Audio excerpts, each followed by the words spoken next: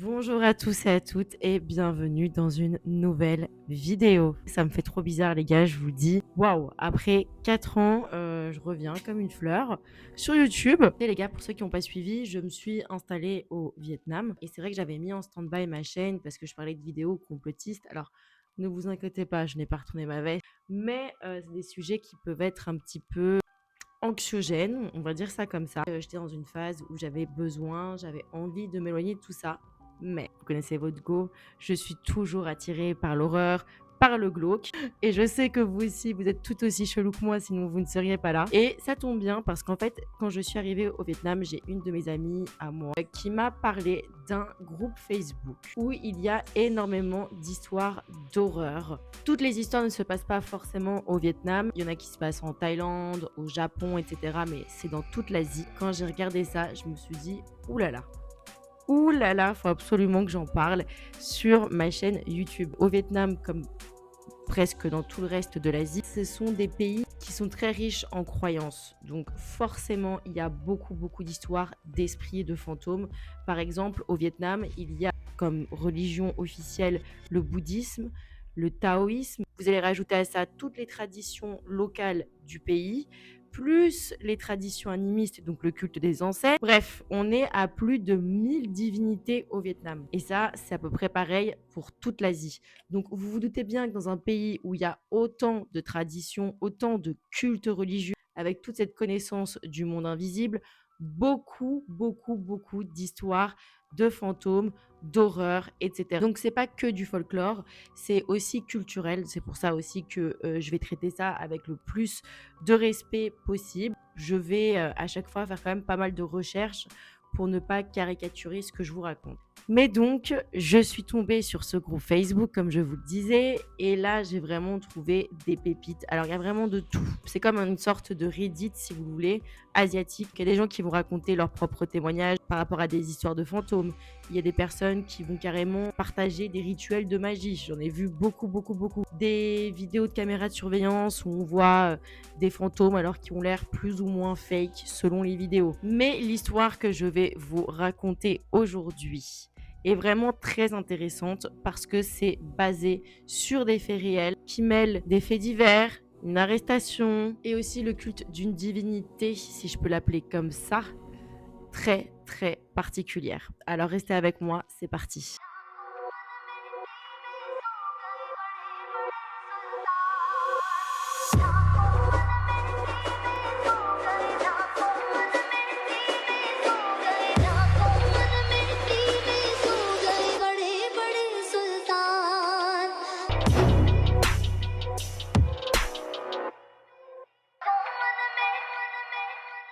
Alors aujourd'hui, mes chers amis, je vais vous parler des Kumantong, qui sont ni plus ni moins, attention préparez-vous, des poupées maléfiques. Si un jour vous voyagez en Thaïlande et que vous voyez des hôtels priant ce genre de divinité, un petit conseil, éviter. Alors oui, effectivement, en Asie, c'est très courant de voir des hôtels où on prie certaines divinités. Par exemple, au Vietnam, il y a le très célèbre Tu Man Thai.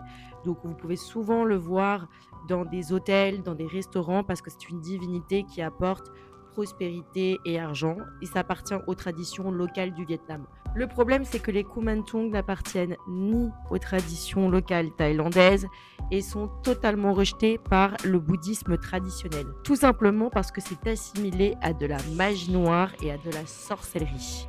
Alors quand je vous montre les photos comme ça, vous dites enfin, ce sont des petites poupées, c'est très mignon, c'est très joli. Où est le problème? Eh bien en fait, quand vous connaissez l'origine de cette divinité, je mets les grands guillemets parce qu'en réalité, vous allez voir par la suite que ça n'a vraiment rien d'une divinité, vous allez très rapidement comprendre pourquoi est-ce que c'est totalement, à l'heure actuelle, rejeté. Alors, les Tumantong, ce sont normalement des divinités qui sont priées à travers un fétiche. En fait, un fétiche, c'est comme une petite statuette qui va représenter l'esprit. Mais le problème, c'est comment est fabriquée cette statuette. Alors, à l'heure actuelle, en 2025, ceux qui le prient encore le prient à travers des poupées en plastique comme je vous ai montré. Mais fut un temps en Thaïlande, ce n'était pas du tout à ça que ça ressemblait. Les fétiches Kumantong étaient faits à base de fœtus. Il fallait les récupérer d'une certaine manière très précise. Et c'est justement ça qui va s'apparenter à un rituel de sorcellerie. Un chaman devait donc récupérer un fœtus à même le ventre d'une femme. Je vous le dis tout de suite, les gars, ça va être très glauque. Voilà, comme ça, vous savez, pour ma première vidéo, j'ai voulu me remettre directement dans le bain. Accrochez-vous, c'est que le début. Et donc, il fallait récupérer le fœtus à travers une opération chirurgicale, donc comme si vous voulez un avortement, sauf que ça n'a rien à voir avec un avortement. Ensuite, le chaman récupérait ce fœtus et allait dans un cimetière pour faire un rituel où il le faisait rôtir. Je vais vous mettre des photos, donc c'est, rassurez-vous, pas des vrais fœtus que je vous montre, ce sont des représentations, mais ça ressemblait à ça, où il faisait tout un tas d'incantations et ensuite il finissait par les couvrir de feuilles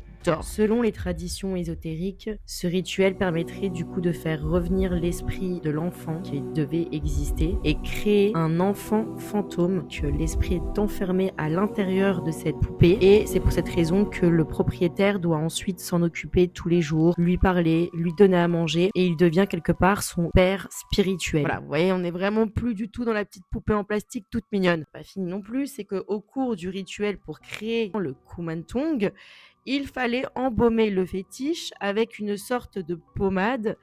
Je vais vous mettre le nom de cette pommade-là, qui est normalement aujourd'hui strictement interdite puisqu'elle est faite à base d'enfants morts. Voilà.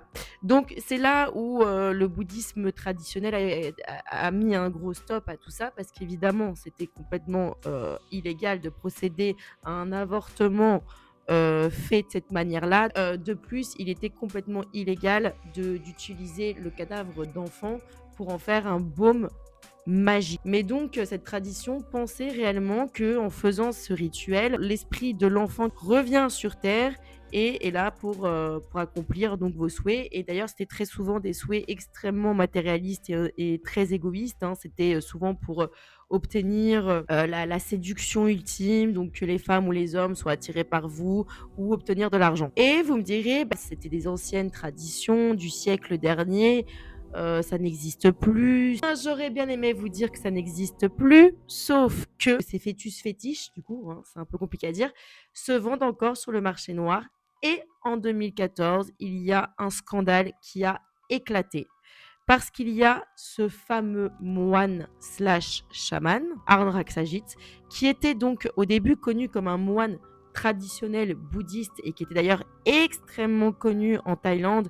D'ailleurs, des hommes politiques, des stars, des occidentaux venaient le voir parce qu'il était vraiment très très très famous, jusqu'à ce que finalement on découvre qu'il n'était pas que moine bouddhiste, il était également chaman. Il faut vraiment faire le distinguo entre chaman et moine bouddhiste, hein. Si vous voulez, vous avez clairement le bon côté de la force et puis le côté obscur de la force. Les chamans, euh, même si probablement pas tous, hein, mais souvent les chamans sont assimilés à la sorcellerie qui est, elle, formellement rejetée par le bouddhisme traditionnaliste.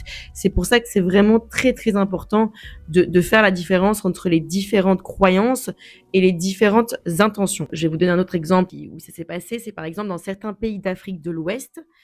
Eh bien, ces rituels existent aussi, qui sont vraiment très très similaires. D'ailleurs, c'est marrant parce que entre la Thaïlande, les pays de l'Afrique de l'Ouest, il n'y a pas beaucoup de rapports, mais pourtant, il y a des rituels de sorcellerie qui ressemblent énormément à celles que je viens de vous décrire et qui sont formellement rejetés par le vaudou traditionnel. Voilà, comme quoi, vous voyez, c'est important de vraiment faire le distinguo. Bref, parenthèse fermée, ce monsieur s'est fait arrêter en 2014. Pourquoi ? Parce qu'il a été surpris en train de retirer un fœtus dans un temple bouddhiste dans le but de réaliser un Kumantong. Donc, malheureusement, c'est une tradition qui a été interdite, mais qui perdure dans l'ombre. Autre fait à préciser, cet homme a été également arrêté parce qu'il a reçu pas moins de 24 accusations de viol. Voilà, parce qu'il profitait de son statut de chaman tout-puissant pour agresser des femmes. Voilà, donc c'était vraiment pas une gentille personne. Mais les gens prient encore cette divinité, Kumantong, mais aujourd'hui, ils utilisent des poupées en plastique pour représenter les fœtus. Ça perd de sa valeur parce que si vous voulez, il peut plus avoir l'esprit d'un enfant, entre guillemets, fantôme qui peut revenir. Mais il le prie en mémoire à ce rituel-là. Donc ça reste quand même à mon sens, assez problématiques. Ce sont des ondes extrêmement négatives, même si c'est une représentation, ça représente pour moi, en tout cas à mon sens personnel, le mal quand même. C'est clairement de la sorcellerie. Et puis qui sait, peut-être que dans certaines de ces poupées en plastique sont encore enfermés des fœtus momifiés ou des esprits d'enfants morts sont encore piégés.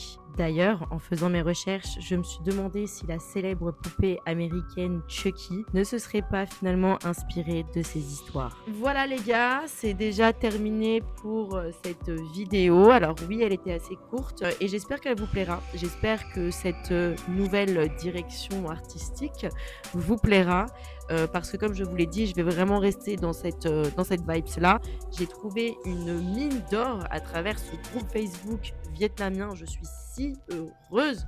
J'ai plein d'autres histoires sous ma manche. C'est gênant de ouf. Donc, j'espère que ça vous plaira parce qu'il y aura d'autres vidéos qui vont arriver. Et en attendant, je vous fais des gros bisous et prenez soin de vous. Bisous les amis.